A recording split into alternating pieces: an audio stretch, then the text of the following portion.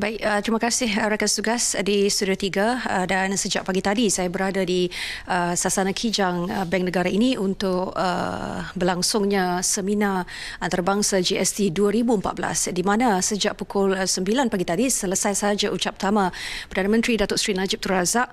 Sesi berlangsung, saya kira sudah ada 4 sesi sehingga petang ini di mana wakil-wakil dan juga pakar percukaian serta pegawai kanan dari Indonesia, dari Thailand, dari Singapura, juga Australia dan United Kingdom telah pun berkongsi dengan peserta seminar mengenai cara ataupun kesan-kesan dan juga manfaat pelaksanaan GST di negara masing-masing. Dan pada ketika ini bersama saya ialah Timbalan Pengarah VAT, Direktorat Peraturan Perbajakan dari Indonesia, Bapa Otria Hendraji. Baik, Bapa Otria, mungkin pasti ramai yang ingin tahu kerana Indonesia sendiri sudah pun 30 tahun melaksanakan GST ataupun mungkin lebih dikenali sebagai cukai tambah nilai ataupun value added tax di Indonesia. Mungkin secara gambaran awalnya sepanjang 30 tahun ini bagaimana VAT ini dilaksanakan di Indonesia, dan saya difahamkan tidak pernah berubah kadar itu pada 10%. Apa mungkin kesan dalam sepanjang tempoh pelaksanaan VAT itu 30 tahun ini ke atas ekonomi negara Indonesia sendiri? Ya, terima kasih. 30 tahun yang lalu perubahan atau pelaksanaan pajak pertambahan nilai atau VAT itu lebih dikarenakan perubahan sistem pemungutan pajak dari official assessment menjadi self assessment.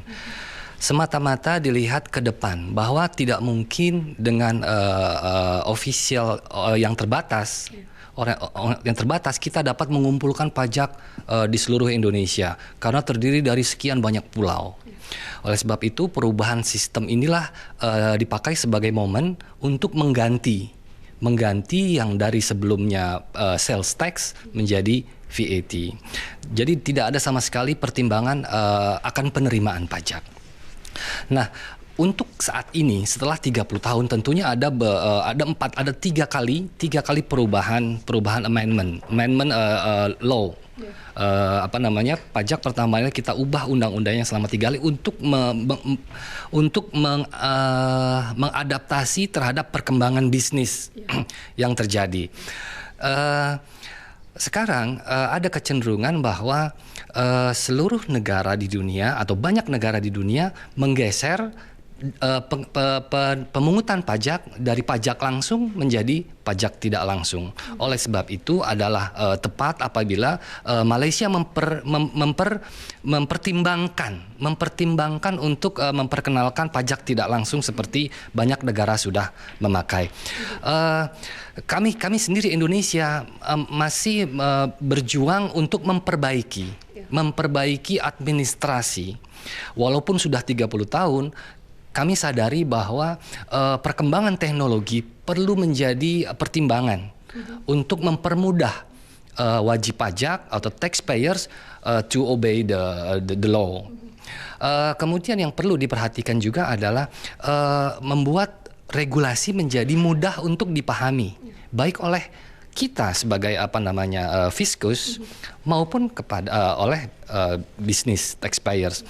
Karena bukan tidak mungkin bahwa di dalam sendiri pemahaman akan satu regulasi berbeda-beda. Apabila regulasi tidak dibuat dalam kondisi yang mudah dipahami, tentunya ini akan menimbulkan banyak sekali persoalan di lapangan dalam pemungutan pajak. Ya, jika kita lihat di Malaysia ini GST akan dilaksanakan pada April 2015 dan kerajaan Malaysia sendiri sudah pun bercadang untuk melaksanakan GST, namun ada beberapa banyak sebenarnya ratusan senarai barangan dan perkhidmatan yang akan dikecualikan cukai GST ini. Tapi bagaimana di Indonesia sendiri, bagaimana? Di Indonesia juga ada pengecualian dari pengenaan pajak.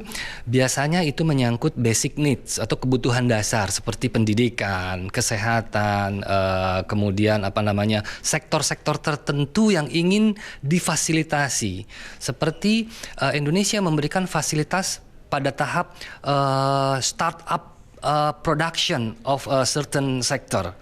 We exempt the capital goods from the VAT imposition.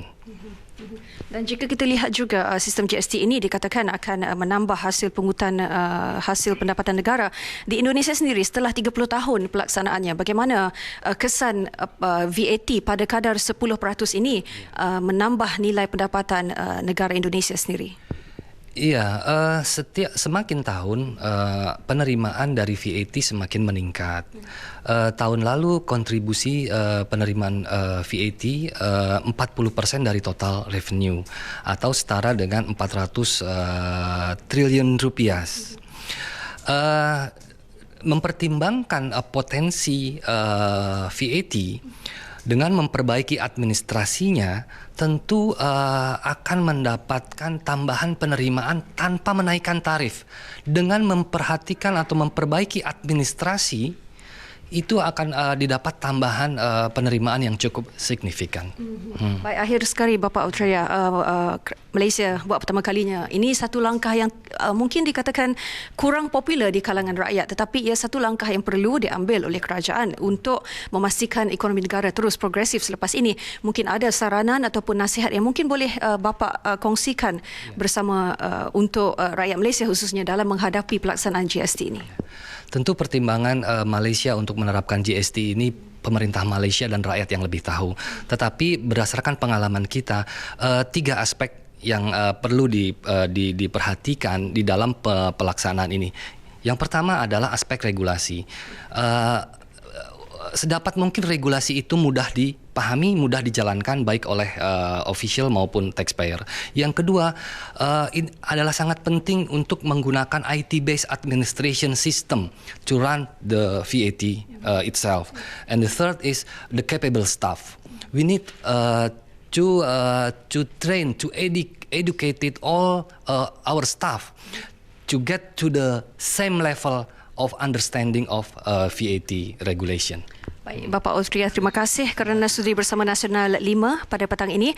Baik, itu antara perkongsian daripada wakil dari Indonesia, Bapak Austria, yang merupakan timbalan pengarah VAT dari Indonesia. Dan saya kira itu sahaja perkongsian yang dapat saya bawakan dari Sasana Kijang.